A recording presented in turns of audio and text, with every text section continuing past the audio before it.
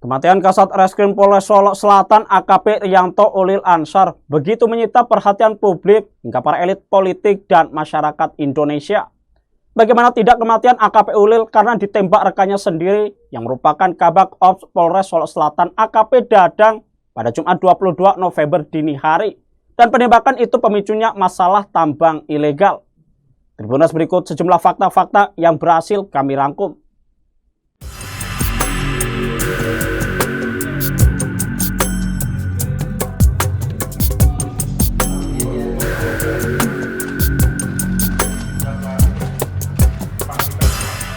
Dirkrimum Polda Sumbar Kombes Pol Andri Kurniawan menyebut AKP Dadang Iskandar tak setuju dengan penegakan hukum Kasat Reskrim Polres Solo Selatan AKP Rianto Ulil Ansyar, yakni penegakan hukum terhadap konflik penanganan tambang galian C di wilayah Solo Selatan.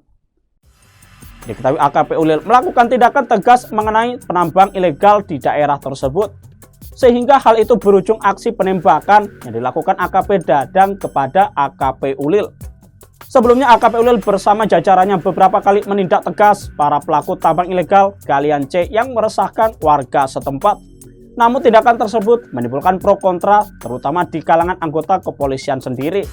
AKP Dadang diduga kuat menjadi backing tambang ilegal di wilayah Solo Selatan hingga akhirnya tega menghabisi rekannya sesama polisi AKP Ulil.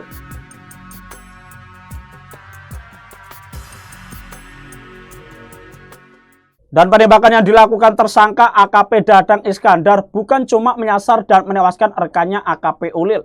Dari penyelidikan dan olah tempat kejadian perkara atau TKP, terungkap bahwa Dadang juga menargetkan Kapolres Solo Selatan AKBP Arif Mukti.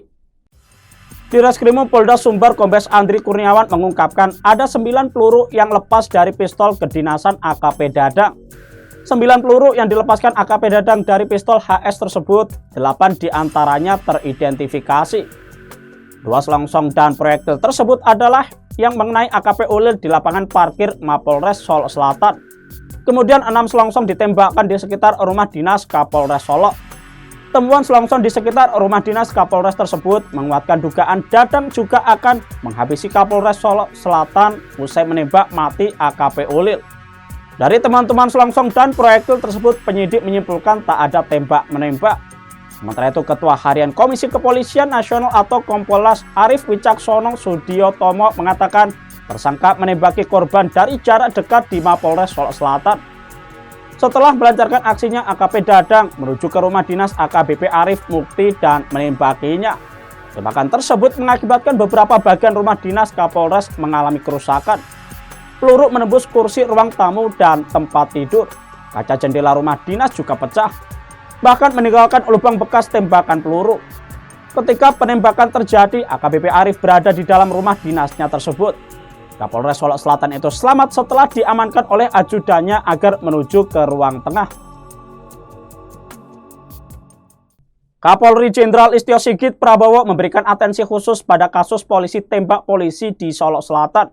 Ia memerintahkan 2 sosok jenderal untuk turun ke Sumbar untuk melakukan pengawasan dalam rangkaian penyidikan kasus tersebut.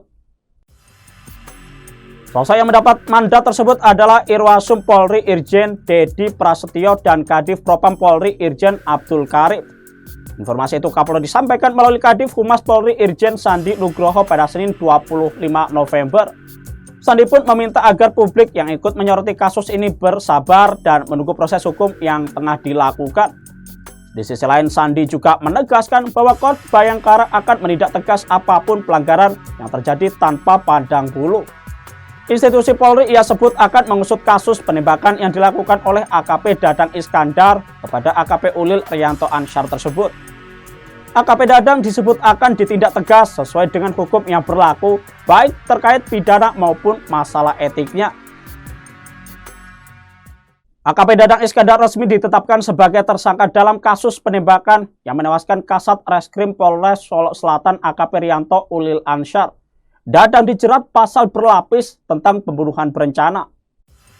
AKP Dadang Iskandar dijerat dengan pasal berlapis yakni pasal 340 KUHP, subsidiar pasal 338 KUHP atau pembunuhan, dan subsidiar pasal 351 ayat 3 tentang penganiayaan berat. Kapolda Sumber Irjen Pol Suharyono mengonfirmasi bahwa pekan ini akan dilakukan pemberhentian secara tidak hormat atau PTDH terhadap AKP Dadang.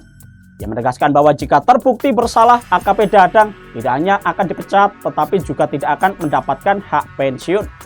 Pihak kepolisian masih menyelidiki dugaan adanya unsur perencanaan dalam penembakan tersebut.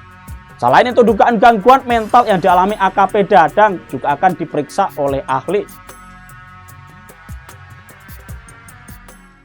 Nah, Tribuners, itulah sejumlah fakta-fakta yang berhasil kami rangkum. Nantikan fakta-fakta lainnya di media sosial Tribun Jateng dan terima kasih atas kebersamaannya. Download Tribun X sekarang, menghadirkan lokal menjadi Indonesia.